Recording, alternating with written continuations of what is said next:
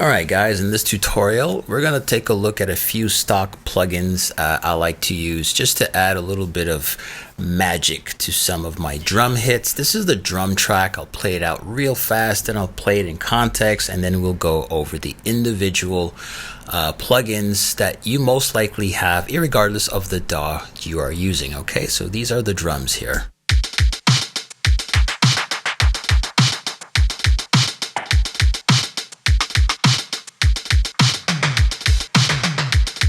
I'll play it in context.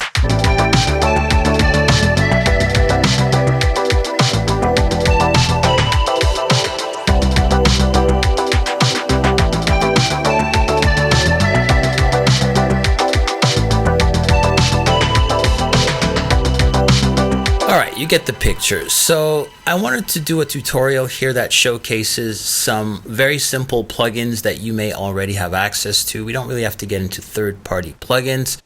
Now that you've heard the drums, you can take a look here. Most of my drums here are colored in the color orange, and for this tutorial we're going to focus on these three percussion tracks here. I have the shaker, I have a clap, and I have a rim, all of which have some type of stock plugin that just give it a little more, I guess you can say, a synthwave element. All right, so you've heard the drums. Let me isolate the shaker here and take a listen.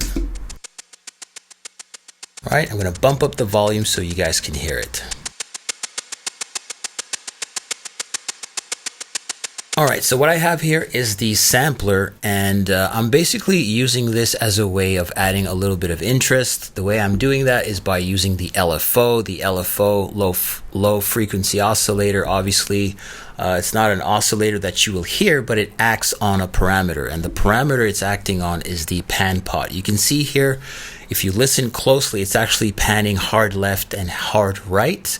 It's not really quantized, so it's just basically following this 1 hertz, and it's just going from left to right. I do this all the time for things like hi-hats, shakers, things that have a high frequency content in the mix. I just think it sounds really nice, right?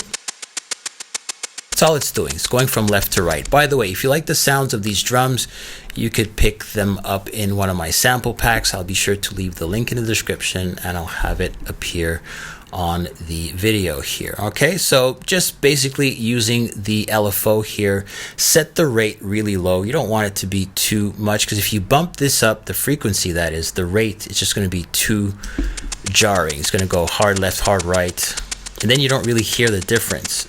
So set this to something reasonable, like around 1, 2-ish hertz, right? All right, so the next stock plugin would be the erosion. I'm using a preset, and I have the amount set to 6.43. It's doing very little, but ultimately what it does is that it, well, in this context, it removes some of those higher frequencies. So if I bump this up, the sound gets a little darker, right? So I didn't want it to cut off a lot of those higher frequencies, so I left it at something conservative at 6.46. okay, let's take a look at the next one, Synthwave. Okay, this is another stock plugin. This is basically the Redux here from Ableton. Again, I love using this Redux, and this is what it's doing to the sound. Without it, with, makes it a whole lot chunkier.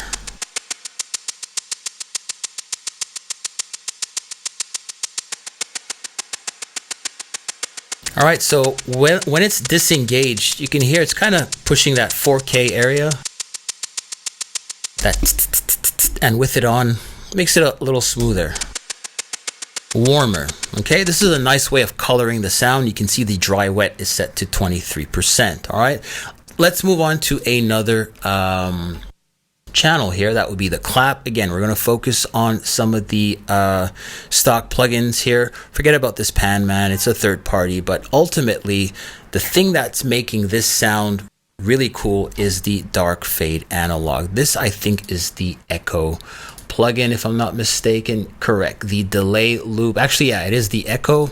Love this little guy. There's so many wonderful presets here. I urge you guys to experiment, but this is what this guy sounds like.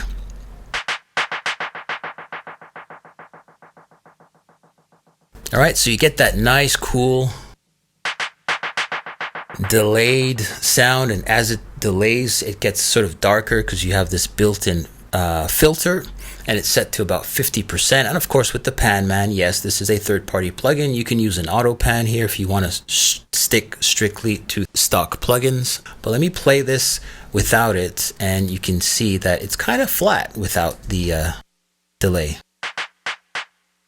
All right, pretty plain, pretty meh. All right, in the context of the entire drums here, let's play the drum kit and get that clap happening again with the delay on. All right, it just sort of fills it up. Again. All right, so finally, let's move on to the rim shot here. Really subtle effect, not even an EQ. I just slapped this guy on, obviously after looking for something interesting, and I settled on this. If you guys are Ableton users, this is the, you can find this in the delay and loop section. It's actually called, it's one of the spaces here. It's called static filter, all right? So again, let's do some A-Bing here, a lot of listening. I urge you guys to use headphones. This is what this guy sounds like. All right, I'll play it one more time on. All right, so let me bump up the mix so you can hear what it sounds like, and then I'll scale it back. Cool, way too much. I like my things to be rather subtle, so I'm gonna set it back to where it was. I think I had it at about 4. There we go, and now with it off,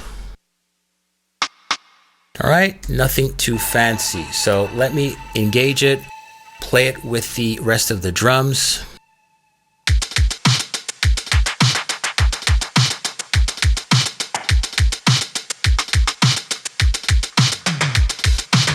Cool, so let me play these 3 guys together with the effects on, the ones that I'm using, and then another pass without him.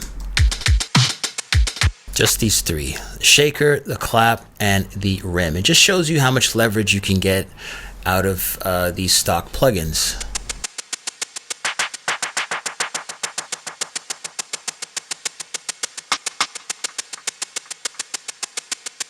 All right, so let me disengage the LFO here, the sine, the synth bite. It's already sounding really plain right now. Let's get rid of the dark fade analog. And of course the static filter. Totally different sound. A whole lot drier, just plain, not that exciting. All right, let me engage them again.